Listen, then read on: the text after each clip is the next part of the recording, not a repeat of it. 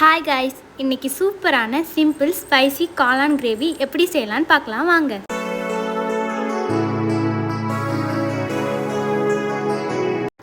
இப்போ ஸ்டார்ட் பண்ணலாம் வாங்க. ஒரு 3 பெரிய வெங்காயத்தையும் 3 தக்காளியும் குட்டி குட்டியாக கட் பண்ணி எடுத்துக்கலாம்.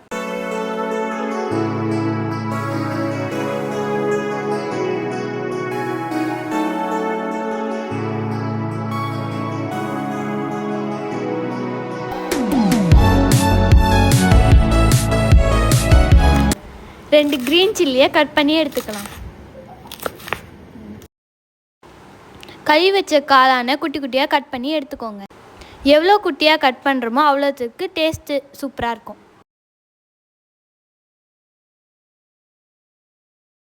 பட்டை, கிராம்பு, ஏலக்காய், சோம்பு, அன்னாச்சிப்பூ, தேவையான ஸ்பைசஸை சேர்த்துக்கலாம்.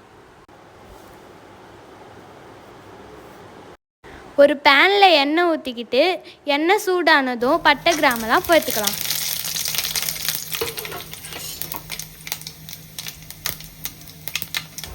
இது பொரிஞ்சு வந்தோடனே வெட்டி வச்ச வெங்காயத்தையும் போட்டுக்கலாம்.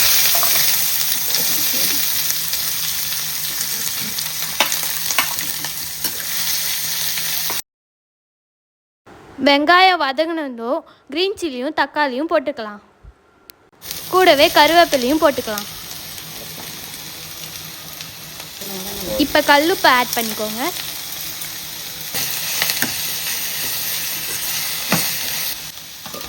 தேவையான அளவு இஞ்சி பூண்டு பேஸ்ட்டை சேர்த்துக்கோங்க.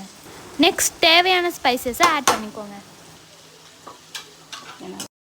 கொஞ்சம் வதங்கினதும் வெட்டி வச்ச காளானை ஆட் பண்ணிக்கலாம்.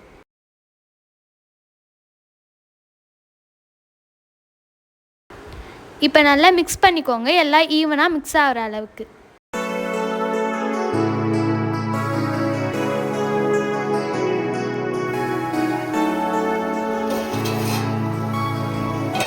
இப்போ 2 கிளாஸ் ஆஃப் வாட்டர் ஆட் பண்ணிக்கோங்க.